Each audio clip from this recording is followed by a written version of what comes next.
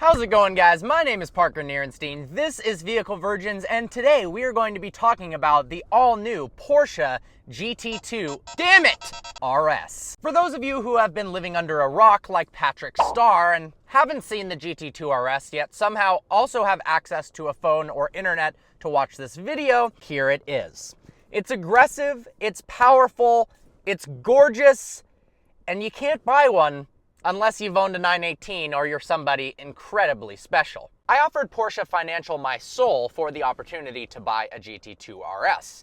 Their response, your soul is not valuable enough for a Gt2RS. So, well, at least I tried. I would kill for one, but that probably would put me in jail. The big news for September 27th is that the Gt2RS set the Nürburgring lap record by 5 seconds. But before we get into that, let's talk about how this is all possible, the specs of the Gt2RS, and what exactly went into the creation of the vehicle to make it this incredible. Based on the wide-body 911 Turbo, it's got bits from the Gt3RS as well as the GT3 Cup Car, making it the most powerful 911 ever created. It is a 3.8-liter twin turbocharged six-cylinder, making 700 horsepower and 553 pound-feet of torque.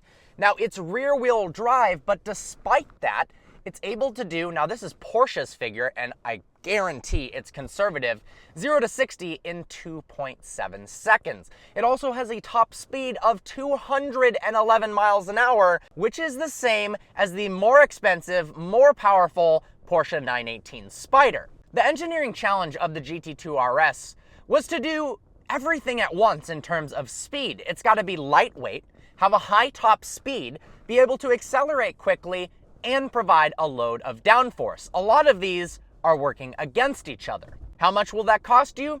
$293,200 is the base price, although nobody will likely ever to be able to purchase one for that price, including dealer markup and options.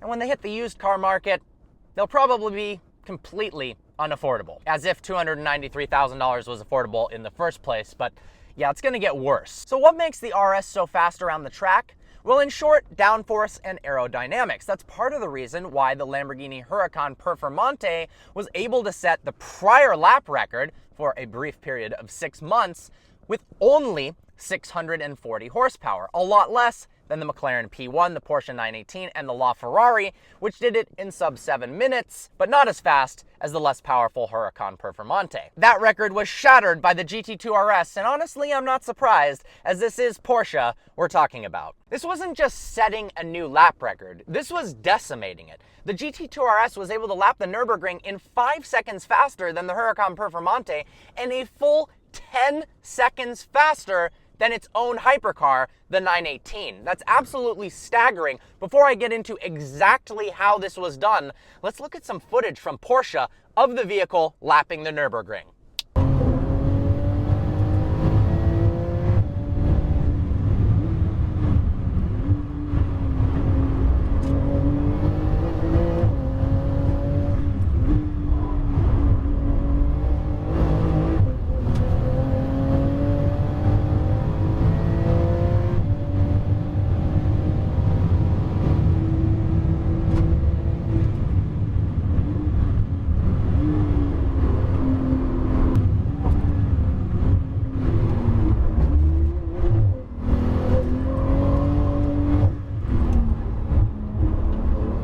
All right, let's get into the technical aspects of the Gt2RS. If you're new to the channel and have enjoyed this video so far, please consider subscribing. I'm trying to hit 1 million subscribers by the end of October.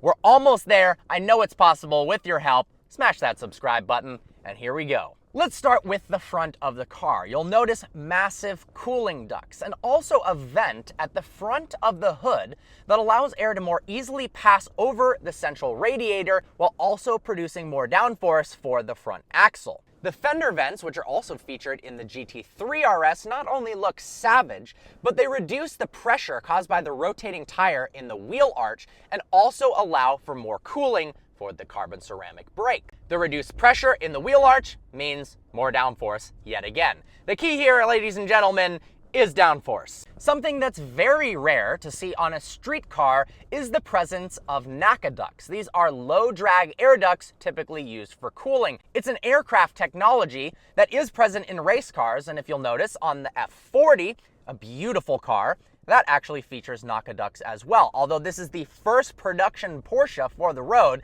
that features these vents. They are not used for interior cooling in the cabin like they are on the GT3 Cup car. They are for further cooling the brakes, which clearly is an important aspect of going fast around the track. Increased ventilation without reducing drag seems like an oxymoron, but it is possible thanks to aerospace technology.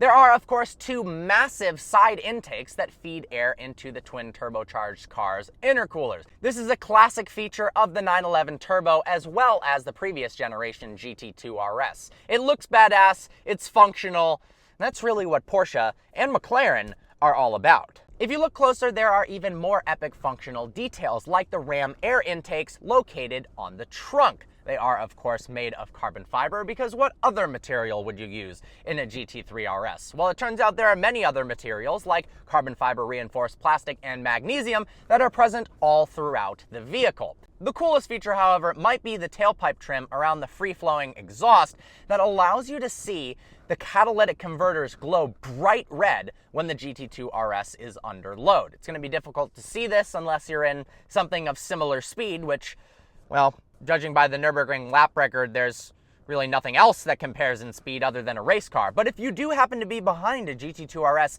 in a race car, you might get to see this awesome phenomenon. Keeping the weight down is a big reason why the GT2 RS is so fast. Now, the Huracan Performante, it doesn't weigh a whole lot, but it does come in at 3,350 pounds. Porsche said, that's far too much, so the Gt2 RS weighs in at a svelte 3,085 pounds. That is less than the Huracan Performante's dry weight, and we're talking about a curb weight with fluids here. This is thanks to carbon fiber reinforced plastic throughout much of the body panels, as well as a magnesium roof.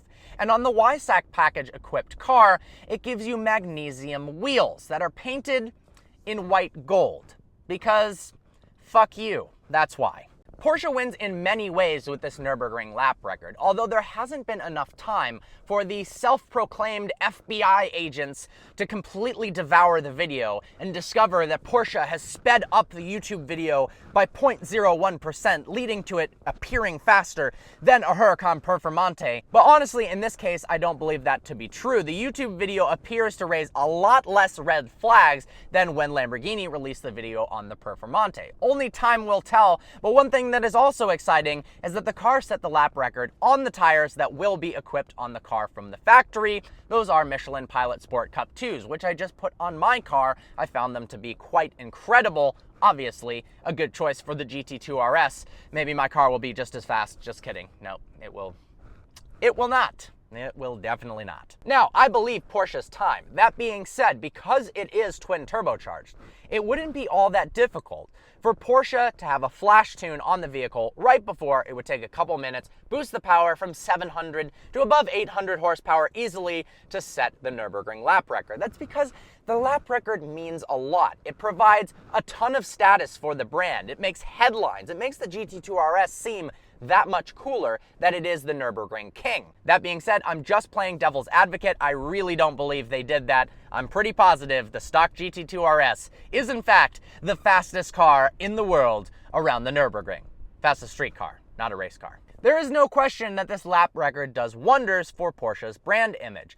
I'm thinking McLaren needs to do the same with the 720S. If in fact it is faster than the P1, which lots of articles, reviews, and experience is showing that might be possible, if the 720S can post a Nürburgring lap record of faster than the P1 and potentially faster than the GT2 RS, although I highly doubt it, that would do wonders for McLaren. So seriously, I'm sure they've thought of it. I'm not the first person telling them, but if you need that gentle reminder, take the 720S on the track, lap it a bunch of times, set a record, or attempt to set a record, and see what happens. As you can tell, I'm wearing a Vehicle Virgin shirt. A whole bunch of merchandise is dropping next week. I'm gonna let you know exactly when that happens. We got t-shirts, sweatshirts, fidget spinners, license plates, stickers, backpacks, hoodies, sweatpants,